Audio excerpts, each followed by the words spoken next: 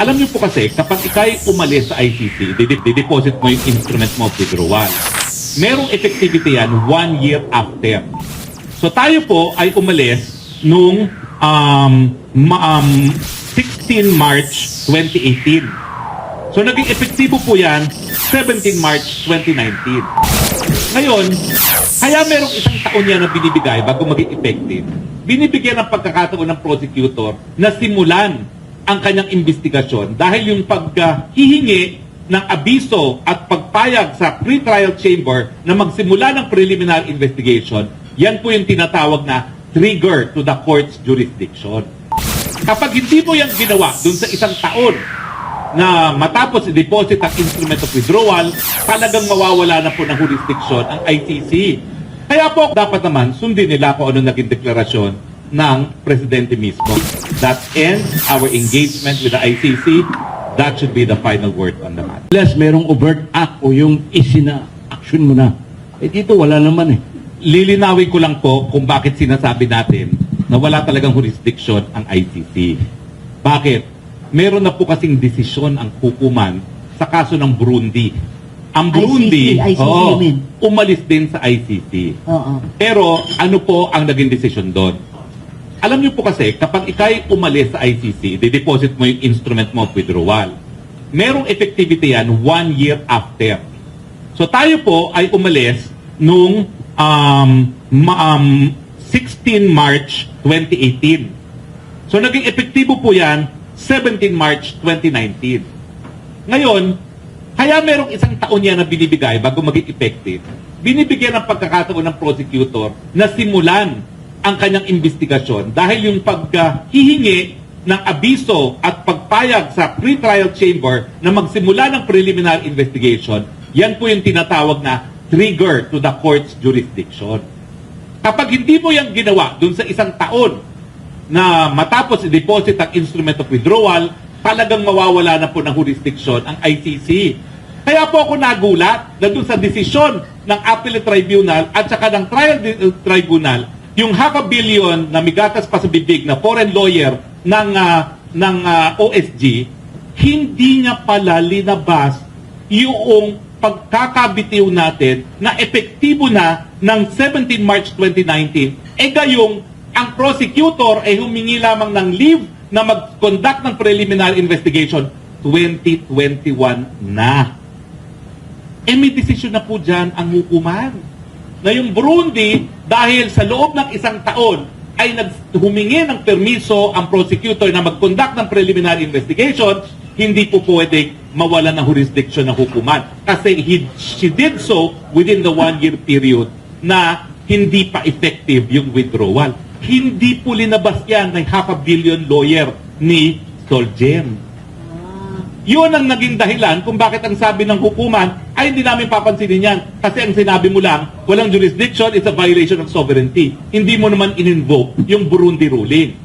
Hindi ko naman kasi alam, bagamat ang dami namin pagpupulong, panahon pa ni Duterte, panahon na ni Presidente PBBM, nandun nga ako sa palasyo, humingi ako ng 20 pesos para ako'y bound by secrecy, para meron kaming attorney-client relationship ni Presidente, kaya hindi ako nagsalita kung ano nangyari sa meeting na yon, na merong ganitong gagawin ng Soljem. At kung pinakita sa akin yan, edi sasabihin ko may ruling ng Burundi. Yun na lang dapat ang in-argue. Wala ng iba. Okay. Wala ng iba. Na the preliminary investigation hininga ng authority ang pre-trial chamber 2021 when our withdrawal took effectivity in 2019. Kaya siguro humingi si Secretary Remulla ng to study dahil sa effect. Well, alam nyo, kung maisa-study niya, makikita niya yung decision sa Burundi Oo. na wala na talagang jurisdiction. Okay, Pero kaso sa akin, hindi- na nagtataka ko, bakit nagbago ng tono? Ang presidente naman, hindi nagbago ng tono. Consistent ang presidente. Tapos na ang engagement natin sa ICC. Pero sabi mo nga, hindi na ano yung may lapse yung ating $500 million lawyer. Baka yun ang nakita niya. Well, yan ang ewan ko kasi kung paano pinili yan eh. Sa totoo lang, meron din akong kailangan kakuha ng mga abogado.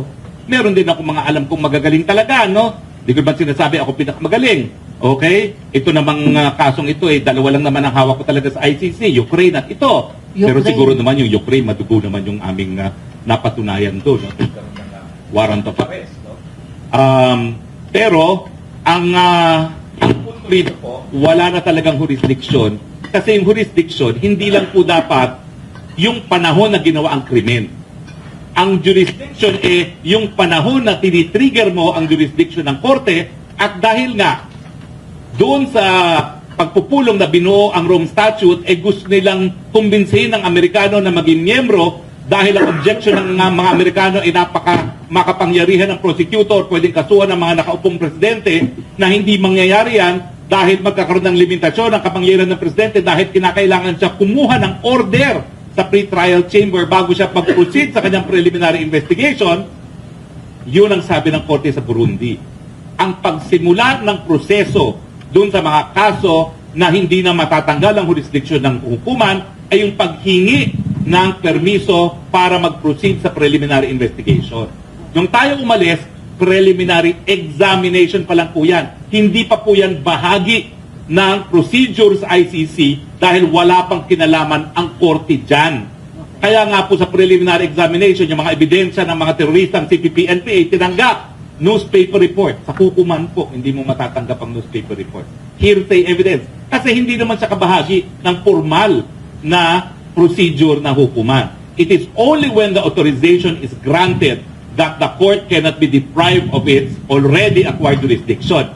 Pero natulog po sa kangkungan yung dating prosecutor.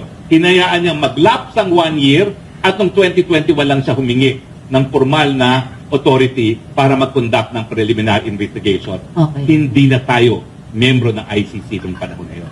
My last question before I open it to the floor. Attorney Roque, I heard that you are the lawyer, designated lawyer of President Duterte in the Castro case in Quezon City.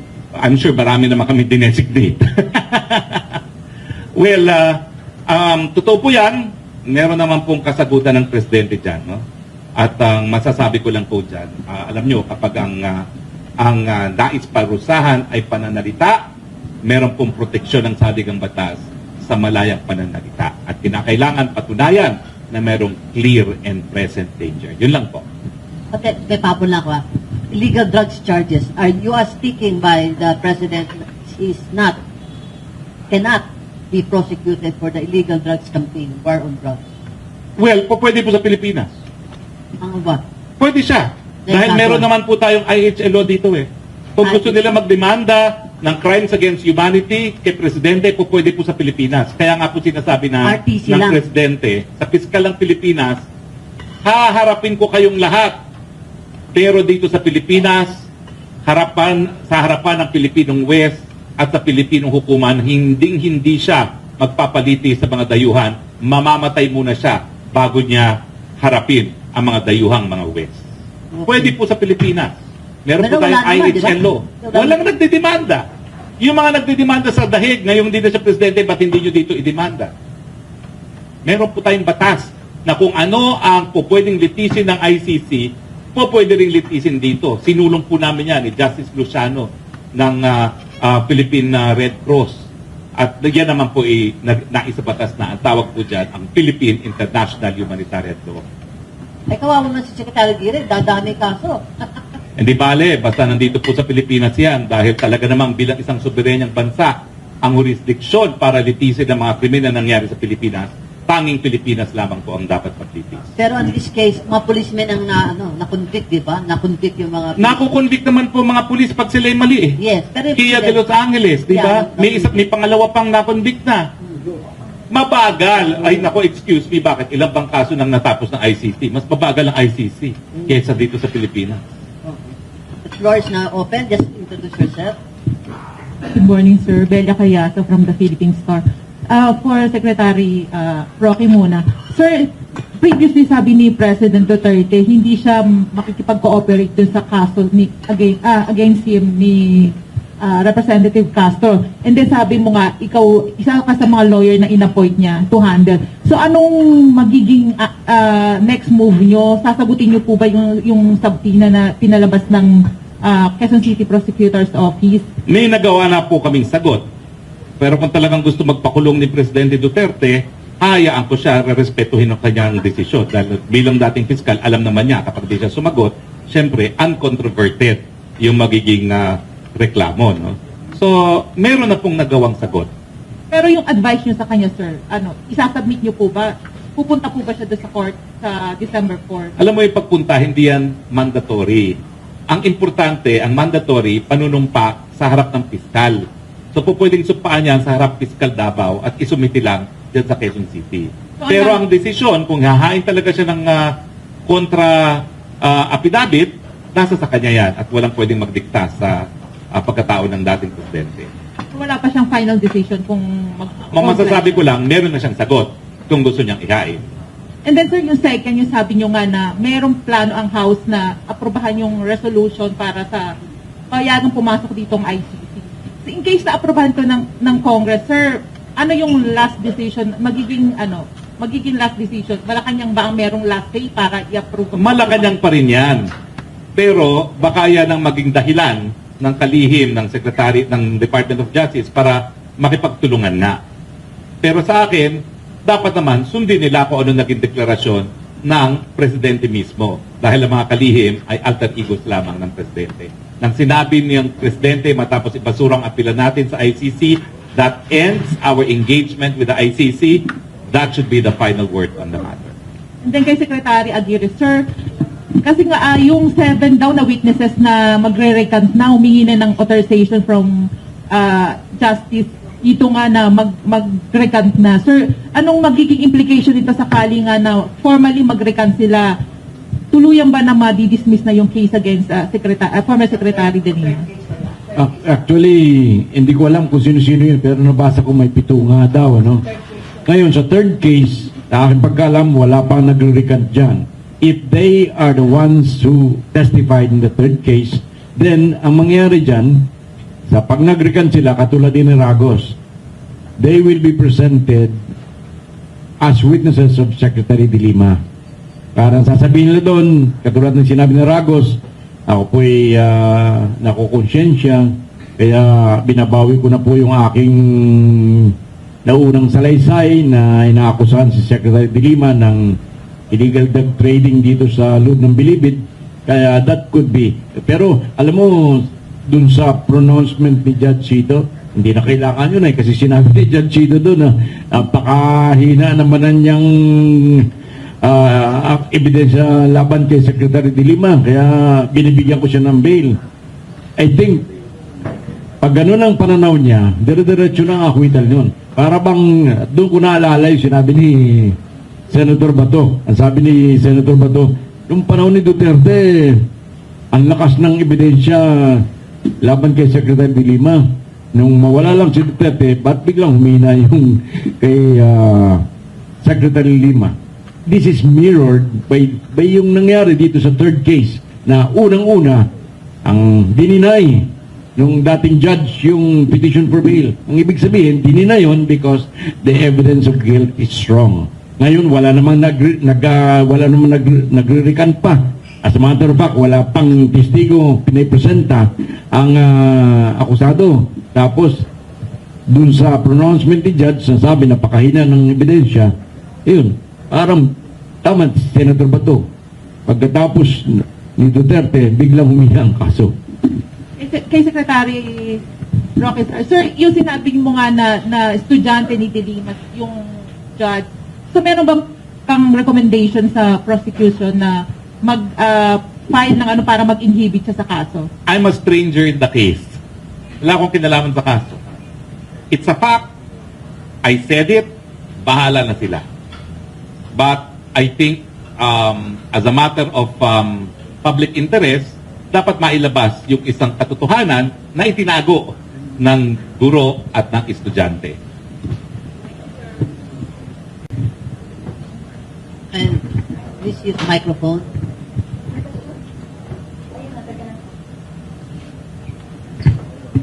Morning po, Secretary at saka Secretary.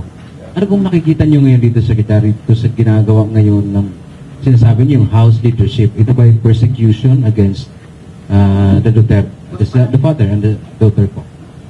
Well, I have to say that it is my belief that House Speaker Romualdez is out to get the Dutertes. Maybe it is because he was offended when he felt alluded to by the Tambaluslos label, Maybe it's because he wants to flex his muscle. I do not know why. But it's very clear to me that as far as the Speaker of the House is concerned, he wants to get rid of the Duterte. And parang nabanggit nyo rin kanina, parang nagbago na ang tono ni Secretary Rimulya. Ano po yung nakikita nyo sa dulo pa roon? Maaari bang makipag-cooperate na ang Pilipinas sa ICC? Paano pong... Well, from threatening ICC investigators with arrest should they enter the country, he is now saying it has to be studied. So, nag-ibang position. And you cannot separate this from the fact na talagang fraternity brothers and very close yung dalawa. Okay? So, although I'm also very close to Boying Rimulya, kaya nga lang, sabi ko, yung aking friendship powers must be less because I'm not Speaker of the House.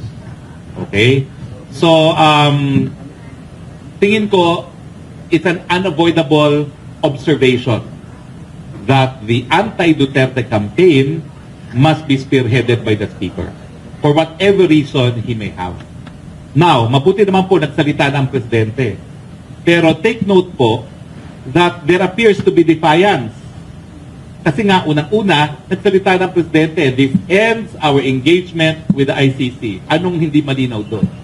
Ngayon, may resolusyon na ang balita ko sa mga marites na dati kong kasama sa Kongreso, unimpeachable sources naman, aaprubahan ng House next week para magkaroon naman ng compulsion si Secretary Rimulya na pag-aralan. Di ba po?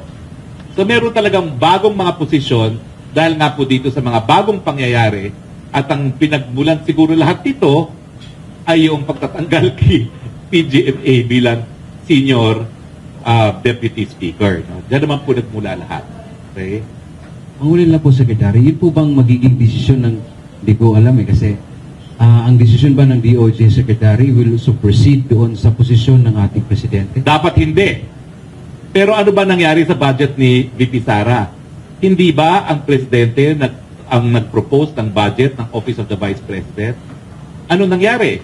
Di ba isinantabi nila ang budget na pinopose ng Presidente? Kasi may dugong involved eh. Siguro iniisip niya, napakalapit ko naman pinsan niya. Di ba? Magkasama sila sa F1, magkasama sila sa lahat. Napakalapit na magpinsan niya. So hindi malayo na iniisip ni Speaker, kaya ko to. Dahil malinaw po ha, the budget of the Office of the Vice President is a budget sought by the President, overruled by the House Speaker. And good morning po, Francis Riudique po from One Media Network. So, based po dun sa isiniwalat niyo po na yung relationship nga po ni Judge and then ni former Senator Laila De Lima na hindi po dinisclose na yung relationship nila. So, how can, what is the extent of this revelation na ano pong pwedeng maging epekto nito sa naging decision po ng judge or pwede po ba itong mabago? To what extent po yung effect niya? Thank you. I cannot second guess. Basta ako, as someone who regularly provides information to the public, which is the ILO definition of a journalist or a media practitioner, I have given my inputs to the free marketplace of idea. Bahala na po mga piskal kung anong gagawin nito dyan. Okay po. Thank you po. Ako gusto ko tusugan. O sige, ikaw muna. Hello sir, good morning. Sec, nabanggit nyo kanina, Secretary Aguirre, na kapag mayroong nagre-recant, may kaakibat na pera, can you elaborate on this at nag-a-apply ba to sa case itong nga nagre-recant kay Secretary De Lima? Thank you. Yes. Kasi noong pagkatapos na mawala si Ragos, or naging floating because of this case. Kasi pinailan din ang case yun eh. Kasama ni Secretary De Lima, si Ragos. Yung mga friends niyan nagsasabi sa akin na panayang panghingi ng parang sa sustenance yung pamilya niya. Tapos yung yung kaibigan ko na lumapit, actually kamag-anak ni Secretary Duresa from Davao, kasi parang taga Davao yan eh. nagsabi sa akin na ganun nga, naghihirap si Ragos. Pero after that, pagkatapos niyang recant, nakabiyahe ng Amerika yan. Nabigyan ng visa. I don't know, ba't kayo na ang deduce ko anong ibig sabihin nun. But, katulad ng pinaninindigan ko na usually, pag nagkaroon ng recantation or affidavit of desistance, talagang palaging may kaakibot na pera or pananakot. Let me quote some of the decisions ng Supreme Court. Itong sa Tison versus Pumasin. Supreme Court ruled, an affidavit of desistance is usually frowned upon by the courts. Little or no persuasive value is often attached to a desistance. Doon sa pangalawang kaso, People versus Debatos, ang sinasabi ng Supreme Court, recantation does not necessarily cancel an earlier declaration. Like any other testimonies, it is subject to the test of credibility based on the relevant circumstances and especially the demeanor of the witness on the stand. Moreover, it should be received with caution, as otherwise it could make a solemn trial a mockery and place the investigation of truth at the mercy of unscrupulous witnesses. Ito ang third case ng People versus Clamor. The Supreme Court said that they look upon with disfavor upon retractions because they can easily be obtained from witnesses, usually through intimidation or for monetary consideration. Yan ang pananaw ng Supreme Court. Napakarami dyan. Unless meron kang watertight na reason kung bakit ikaw ay nag-recant, hindi ka paniniwalaan dapat. Katulad nung kay Jessica Alfaro na sinasabi ko, ganyan-ganyan ang sinabi. Ganyan-ganyan ang sinabi ni Ragos na siya raw ay nakonsyensya. Pero ba't ka nakonsyensya after 7 years? Bakit hindi noon? Paano ko siya matatakot ay ako 2018 wala na ako sa wala na ako sa Department of Justice. And besides, at kita mo naman si Ragos, kalaki-laking tao compared to me. Paano ko siya tatakutin? Isang direktor ng NBI, isang direktor ng Bucor, tatakutin ng isang ordinaryong lawyer na katulad ko. Kaya hindi po kapanipaniwala, hindi dapat natin paniwalaan. And I believe yung sinasabi ni Secretary Harry Roque na dapat kung may paparusahan dito, yung mga nag-retract. Kitang-kita mo itong mga sa Amerika, yung mga testigo kay Trump, sa halip na sila ay magsinungaling, sapagkat alam na alam nilang mahuhuli sila pag sila ay nagsinungaling, nag-offer nilang sila to be a witness against Trump. Yun ang dapat na panatilihin natin, o na gawin natin dito sa Pilipinas. Let us na-strengthen na po ito ng kaunti ang perjury case natin pero dapat pagtibayin pa natin ang mas maganda. Alam mo, sususugan ko yung sinabi ni Sec. Hindi po si Sec Aguirre ang promotor nitong kasong ito. Kongresista po ako noon. Tinatawag ako na isang mambabatas. Ayaw ko pa nga umalis dahil imbitato ko ni Congressman Mikey Romero dun sa binyag ng kanyang anak sa EDSA Shangri-La. Sabi ko, nako, sandali lang po, hindi pa kami kumakain. Bubuksan pa lang ang buffet. Ang sabi sa akin ng mga babatas, di bale may pagkain din dito. Talaga, meron pero hindi buffet. Hindi, masarap din. So doon kami nagkita sa isang super social na hotel na may casino. 3 lang yun nandoon. Yung isang taga-hotel casino, yung mambabatas, at si Ragos. Kaya pinakita sa akin at pinamit sa akin ng mambabatas itong si Ragos para kumbinsihin ko si dating Justice Committee Chairman Umali na magsimula nga ng investigasyon sa Kamara tungkol dito sa issue na ito. So sabi ko, pag-aaralan ko ebidensya. So nagsalita ang Ragos. Sabi ko, panunumpaan mo ba lahat ito? Oo, tawa pa nga siya ng tawa eh. Dahil alam mo naman, may mga nakakatawang mga portion doon. Okay. Tapos sabi ko, pero titignan ko pa dahil ayaw kong mapahiya si Chairman Umali. So binanggit ko kay Chairman Umali, sabi ko, abay nandun yung Ragos na sariling Deputy Director ng NBI. Ganun ba? Sabi niya, pero tingnan mo pa kung sino yung mga ebidensya. So anong nangyari? Yun nga po, linipat lahat ng mga taga-Muntinlupa na testigo, ilinagay sa Aguinaldo at isa-isa kong in-interview. Matapos kong sabihin na mukha namang full of details yung mga testigo, sinasabi ng mga testigo, o pwede na tayo magsimula ng investigasyon dahil ang ayaw mangyari ni Chairman Umalim, sumalangit nga ang kanyang kaluluwa, mapahiya ang Kongreso na walang ebidensya. Sabi ko, ako naman, by that time, almost 27 years of experience na rin ako noon, sabi ko, titindig. Kasi unang-una, sariling kakampi ni Leila de Lima ang number 1 na magsasabing nag-deliver nga siya 2 beses ng 5 million galing sa mga drug lords. Kaya natuloy ang investigasyon sa Kamara. Wala pong kinalaman ng mga panahon na yon si Vic Aguirre. Hindi po siya nagpakilala sa akin kay Ragos. At ako po talaga nakipag-ugnayan kay Congressman Umali at kay Speaker Alvarez na ituloy ang investigasyon sa Kamara dahil nakausap ko ang lahat ng tatayong testigo at hindi rin pumayag ang liderato ng Kamara na ituloy ang investigasyon na hindi ko nakausap ang lahat ng testigo. Kaya nga po, kakaiba sa akin na biglang bumaliktad ang lahat. At ang timing, sabay-sabay sila nagbaliktad. Para baga, o sige na nga, palayain na natin si Leila de Lima. Pero yun nga po ang balakid Yung sinabi na ng Korte Suprema, paulit-ulit, wag yung paniwalaan yung mga bumabaliktad na mga testigo.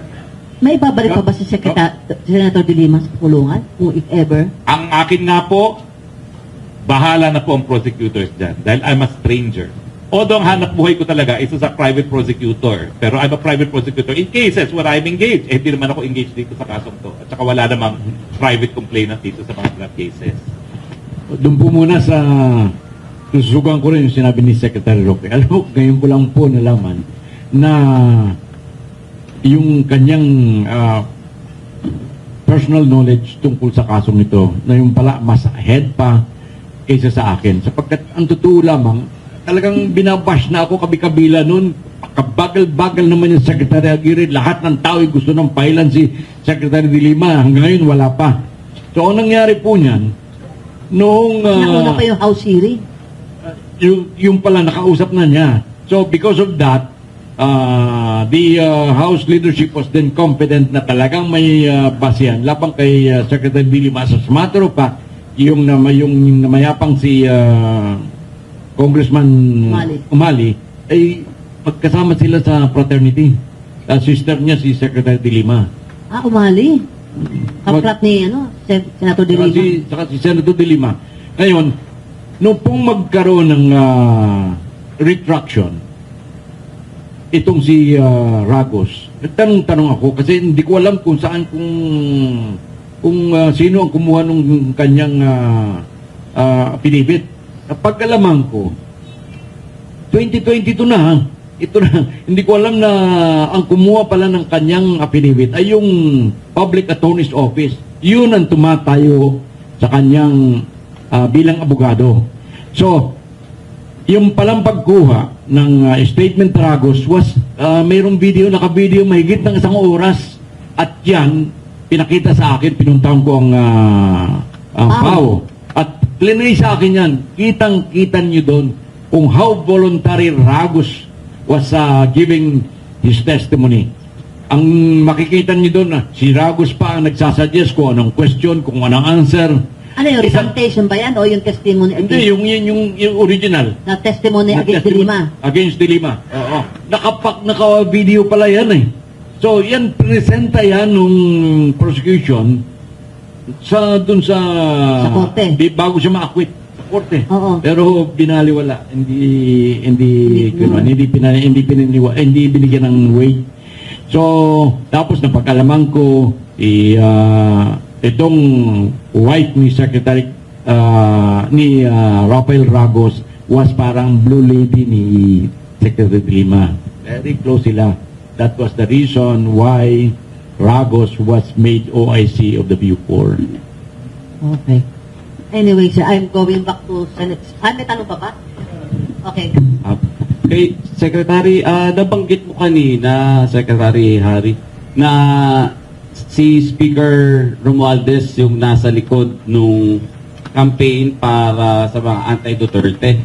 Ano yung naging basis ninyo to conclude na ganito, sir? May nakausap ba kayo na mga kasama nyo before dun sa House of Representatives kaya umabot sa ganito yung conclusion ninyo? Plus, pahabol lang daw po ni Mads, si former President Duterte, sinabi nga niya na tatakbo siya kapag in-impeach si VP Sara. Na pag-uusapan nyo ba ito, ano circumstances within this issue po? Thank Sa you. una, syempre, maraming pa rin tayong mga BFF dyan sa Kamara.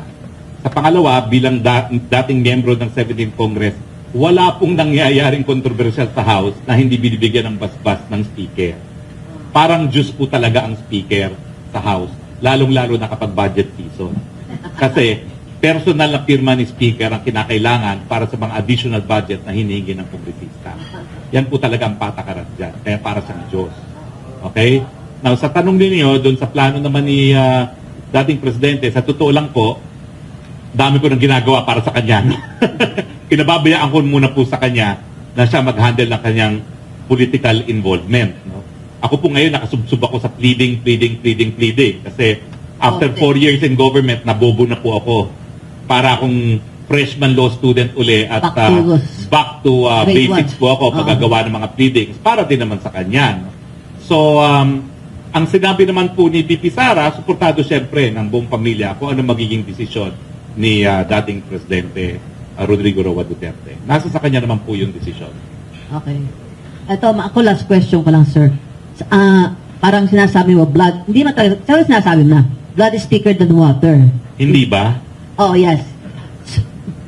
So, yung kay Speaker Romualdez, tapos, ang end mo, it all redound to the removal of GMA as Deputy Speaker. Paano na-connect yun? Kay Sara? Tingin ko nasaktan talaga may nasaktan doon sa Tambaluslos. Oo.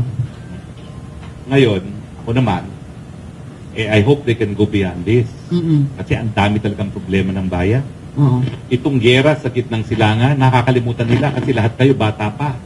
Ako, bata na ako noon na nagkaroon ng oil embargo laban doon sa mga sumusuporta sa Israel. Oo. At nung kailan lamang nagsalita na ang Qatar na baka titigil sila magbenta ng langis habang hindi tinitigil ang pagbomba sa Gaza. Ganyang katindi ang dapat nating pinaghahandaan. Pero anong nangyayari sa atin? Politika.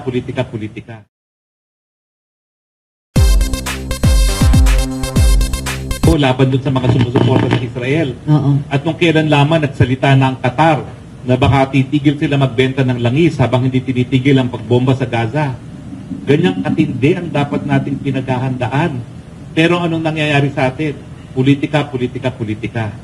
Kung meron pong panahon para tayo magkaisa, gaya ng panawagan ng UNITIB, ako naman po, sumampa talaga ako sa entablado ng Presidente at ng VP Sara na ang panawagan ay pagkakaisa.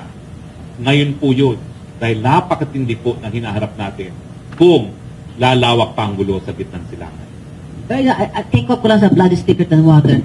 Kung si Presidente ang may last say, pero merong sense of the House, sa Senate, mukhang kailangan concurrent resolution yun. Hindi pa pwede maging yun sa ICC. Eh, sa patahuyan para gawing dahilan ng Department of Justice na baguhin ang kanilang posisyon, na arestuhin nila. DOJ level. DOJ level, kasi sasabihin nila, budget namin yan eh. Pero, ang Presidente can be swayed by congressional resolution. Hindi ko po alam if the President can be swayed kasi hindi naman puder ng Kongreso ang desisyon ng Executive. Lalo na if it's a matter involving treaty obligations and foreign Yes. policy. Talaga naman po sabi ng Korte Suprema, tanging Presidente lang ang chief architect dyan. Ang papel ng legislatura, mag-concur dun sa mga tratado. No? Yes. Pero ang House, wala silang foreign affairs. Senate, kasi sila yung may foreign affairs. Tama po yan, pero ang ibibigay ng House is a cover and justification for Justice Secretary Remulla to change his mind. Yeah. But it has to have the sense of the Senate also. Well, Anong bukod po doon, sense yun it sa Senate? needs the approval of the President. Yes. Kaya Bakit? Because there is already a policy set by the President. We have put an end to our engagement with the ICC. Yan ang Ano last nasa-sound out declaration mo sa niya. Senate? Meron ba susuporta doon sa Senate? I don't think so naman po. Dahil hindi naman po yan mataas sa prioridad ng Senado. Okay. If there are no other questions, I will ask our guests to give their respective closing remarks. We'll start off with Attorney Vitaliano Aguirre III. Thank you, Micho. Maraming pong salamat muli sa pagkaanyaya sa amin dito ni Secretary Roque, and we hope that we'll be able to clarify some things. Ang tingnan lang po natin, parang yung final ni Congressman Abante is not merely a resolution but a bill. Parang isang batas na magbibigay ng isang batas para makipag-cooperate tayo sa ICC. I was looking for a copy ng resolution, pero hindi ko po makita. Pero yun yata ang gusto nila, isang batas, isang bill na aprubahan siyempre ng Senado and of course ng President.